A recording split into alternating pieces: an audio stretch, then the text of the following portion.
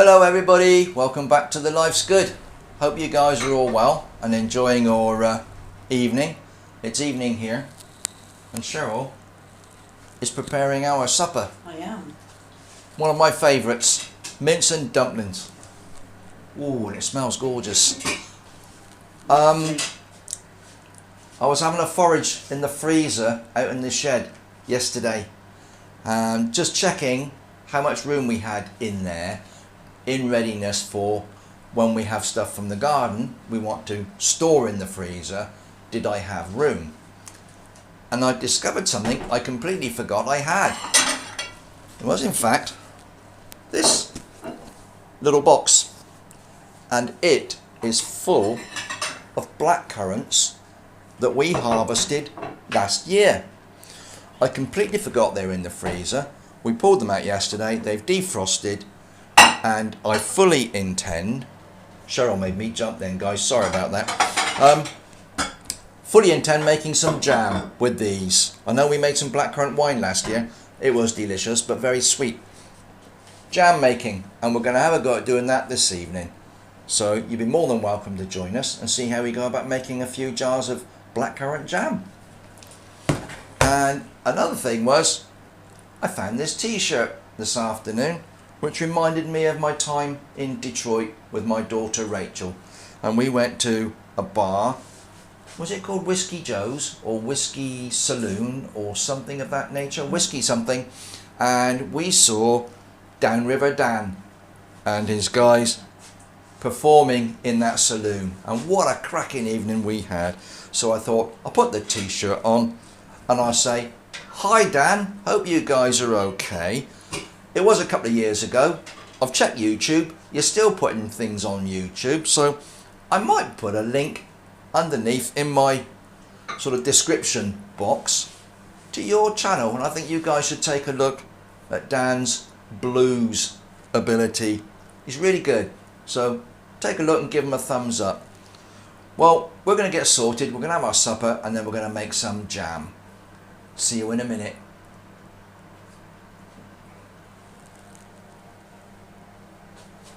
Were you doing things behind my back? No, I was just standing there waiting for you to finish. Okay, let's make some jam. Cheryl's hovering, so if you hear noises in the background, that'll be Cheryl moving about. It's okay, nothing to worry about. She's just keeping an eye on me, making sure I'm not destroying her kitchen.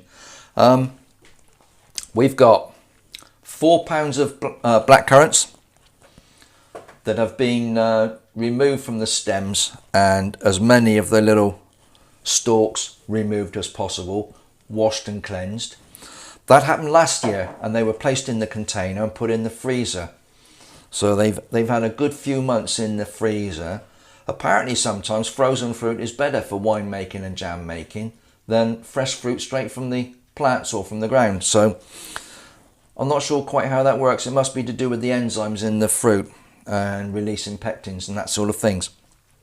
So 4 pound of currants, and I've got 6 pounds of sugar. This is just ordinary household granulated sugar, nothing particularly special about that. And we've also got 3 pints of cold water, and it's quite simple to make, guys. I've got a decent sized pan. I like this one. It's a good heavy bottomed pan, stainless steel, but it's deep. I like the deep aspect because when this jam is bubbling and fizzing away, you get lots of bubbles breaking on the surface, and the hot syrup that splashes off of those bubbles, A, can hurt you. They will burn your skin, but it sticks all over the back of the stove and makes an awful mess.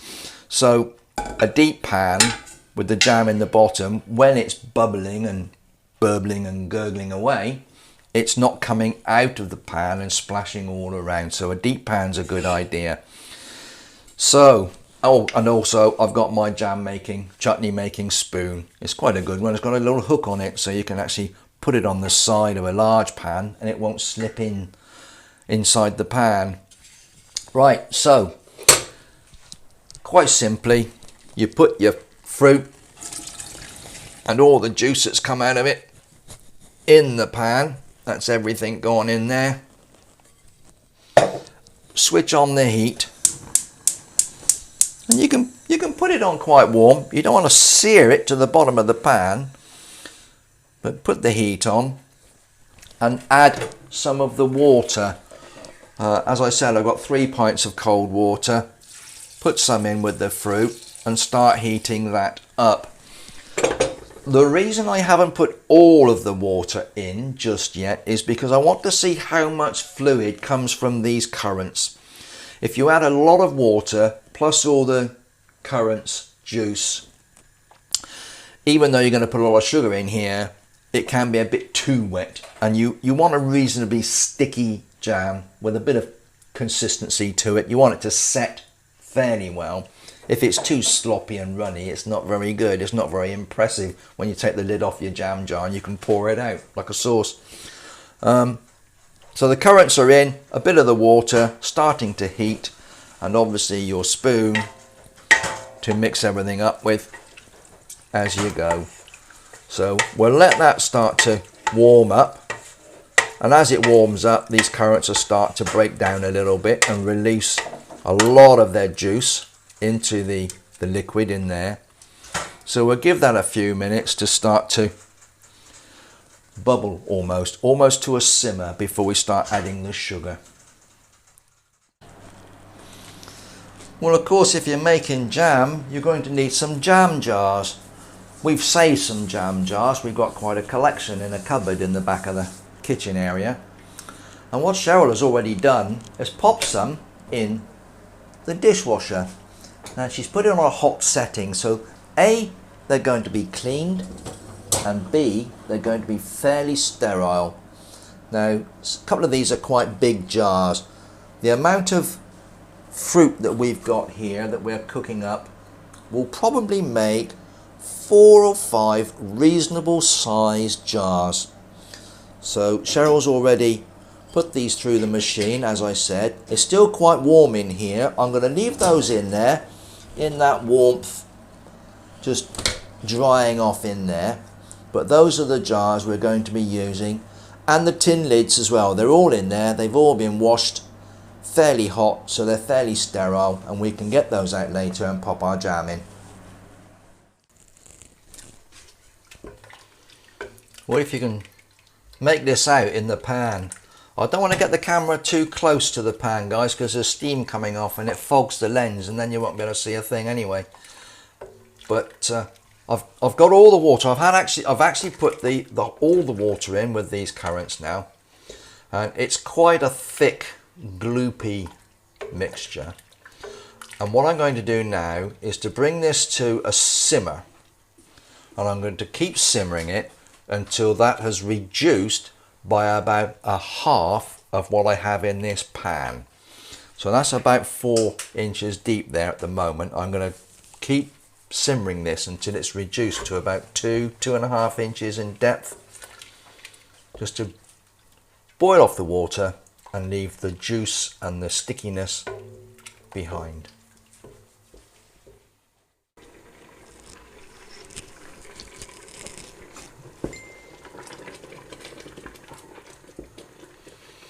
Well, this has been simmering away for about 35-40 minutes now, and it has reduced considerably, which means that this solution is now a lot thicker than it was before. A lot of the moisture, a lot of the water has evaporated, and we're left with this really sticky, gloopy, jam-looking mixture. And what I'm going to do now is start adding the sugar. And it's just a case of gradually putting in some of this. It's still on the simmer, it's still bubbling away, and I'm adding some and stirring it into the mixture. And because this is cooler than this, it's taken it off of the boil or the simmer. So you give it a chance to come back up in a while. But the idea now is to dissolve all of that sugar into this mixture.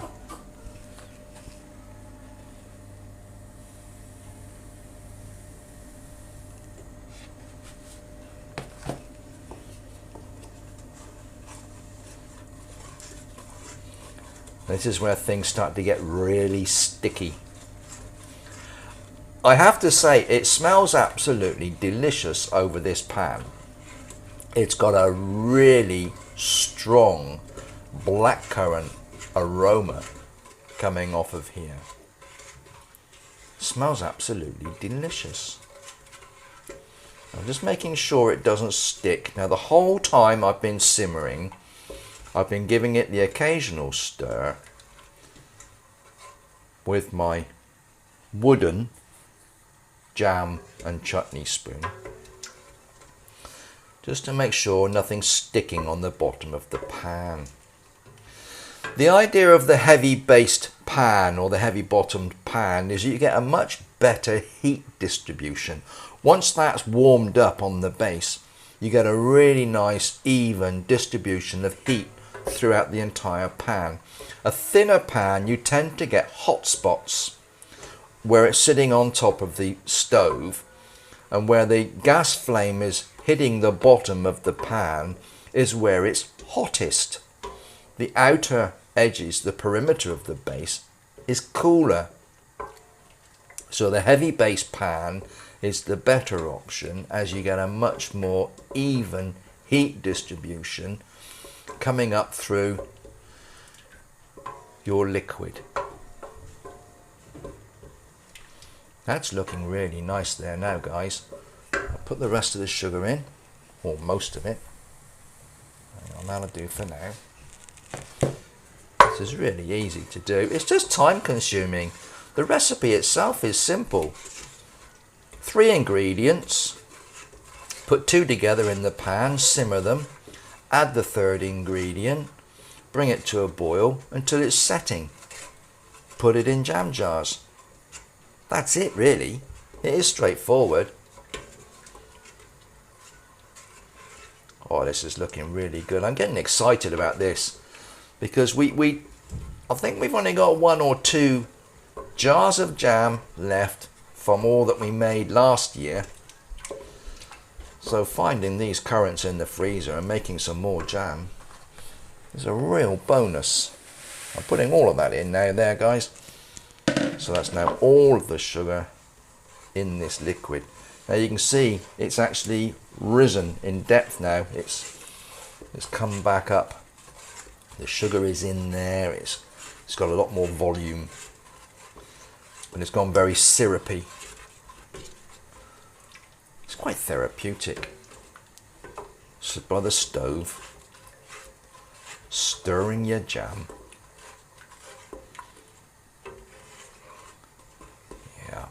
Now what I need to do is to bring that back to the boil, and once we get it up to a boil, we need to keep it on what we call a rolling boil. So you'll see the liquid rolling back into itself in the pan. I'll try and show you that when we get to that point. So it's just a case now, keep it stirred together and bring it to a rolling boil.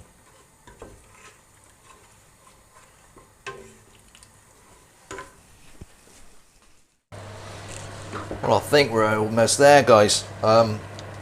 One way to test if the jam is at setting point is you got a chilled plate. This is quite a cool plate. I've just washed it under some cold water. Take a little bit of this jam liquid and put it on the plate like that. Just put that to the side and let it cool down. Now what you want to see is as it cools down, it should start to set. And when you push your finger through it, it should wrinkle up.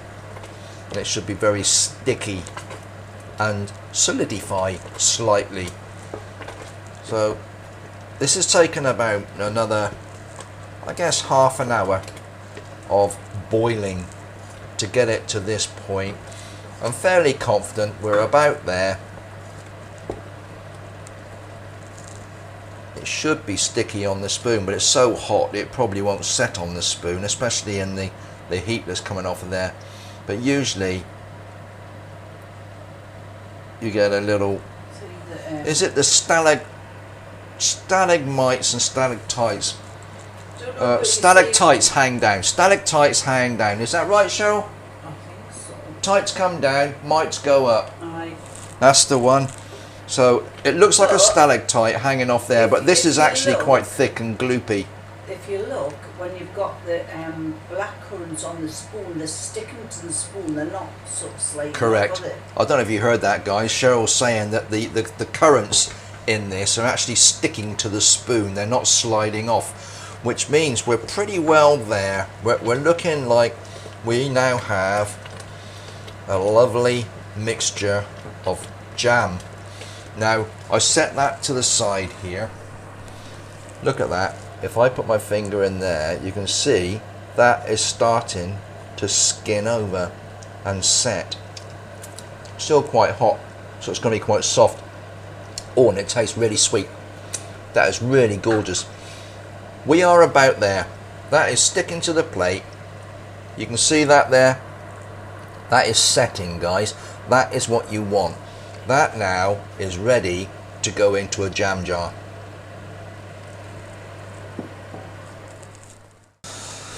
Well, now it's the exciting part. We're now going to put the jam into the clean, sterile jam jars. Who's doing what? Am I going to do this, Cheryl? Yes, you No, do that. just show you this. This is a wide-necked stainless steel funnel that we use for this. It's especially for jam making. Especially for jam making and other applications. But it's wide necked, so your chutneys and your jams and things with lumpy bits of fruit and veg in and so on go through the hole. But it sits nicely on top of the jar, and all I'm going to do is use my clean ladle. I might move the pan a bit nearer. It's cooled down a little bit. We've let it cool a little bit, and it has settled down. When it's boiling, it lifts right up the pan. But once you turn the heat off, it very quickly goes back down, and a lot of it is stuck on the side of the pan. So I'm just giving it a little stir and pushing everything back down into that jam ladle. And we're going to be very, very careful with this. I'm blocking Cheryl's face. Sorry about that, guys. I'm just going to lift that over there, and we're going to start putting the jam into the jar. Can you move it a little bit? Can you move it a bit closer, sweetheart? I'm trying not to dribble jam all over the edge of the stove. Now this is quite hot. You want to be very careful. If you splash this on your skin, it could scald you. Keep an eye on the level. Yeah. Another 2 ladles, I think. Needs a bit more. Half a ladle. A little bit. Half a ladle. I'll tell you. Whoa. That's it. Is that it? Yep. Right, we now have one jam jar with a nice... You can probably go up to the edge of the neck, sweetheart. But that's okay. That's looking good. Is that too hot to hold? No, it's fine. That's it. That's one. Cheryl's put the lid on, and what will happen now is as that cools down, it will suck the lid in place, and the top of the lid will pull in. And you'll hear it pop as it cools, guys. So there's another one.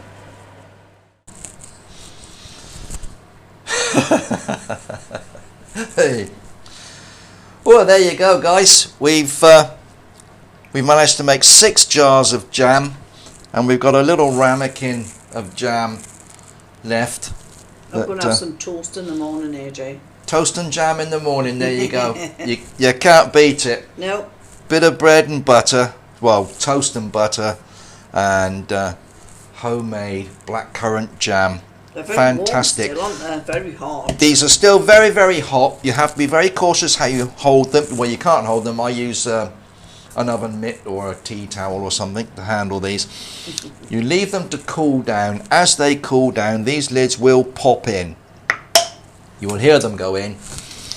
And once they're cool, if you like, you can put some labels on them. handwrite a label, print them on your computer, whichever way you want to do it. Little labels, and these go in the cupboard. And we've got a little supply of jam for our scones, our toast, Oh yes. some cakes, all manner of things. We could even make some jam tarts, I would imagine. That sounds nice. Well guys, Just so nice. thanks for sticking around. It's been a little bit of a lengthy video. I will put the ingredients and maybe the basic method in the description underneath the video. If you liked what we did today, give it a thumbs up. Absolutely. And don't forget to subscribe. It's in that corner, guys. I've been getting it wrong for On the weeks. left. It's over there. The On little the red left. button on the left. Yes, that'd be your right, by the way. My left, your right. Cheryl's right. It's on the left. So, yeah, we've had a productive evening. We've got some jam. We're happy. We're going to relax now and maybe sample some of this. Very nice. Well, look, whatever you're doing, guys, you take care of yourselves. You stay safe. Be happy. Come back and see us soon. You're always welcome. And maybe share some of this with your friends. Tell your friends about us and what we're doing here. And don't forget, thumbs up, subscribe, bell. You know what you're doing. So, AJ, we've got blackberries in the cupboard. Oh. What's this blackcurrant? this is blackcurrant. We've got blackberries in the freezer. Cheryl's just reminding me we've got some blackberries in the other freezer. That'll be nice. So, some blackberry jam. Blackberry and apple jam. Oh, Oh. remember when we did the plums? Got me going now, guys. Remember when the We'll be here all plums- night. Remember when the plums were off the tree and we made plum jam? That was Plums last year from our plum tree. Yeah. Absolutely fantastic. We did plum jam and we did plum and apple jam. Oh, and the And we chutney. also made plum and chili chutney, Chutney. and a plum and something else chutney. All good stuff, guys. Grow your own food, make your own produce. You won't get better. It's a no-brainer. Fantastic. Right, how are we then? We're away. Take care of yourselves, guys. Bye, Bye-bye now. guys. Bye. Ta-da. Did you like that?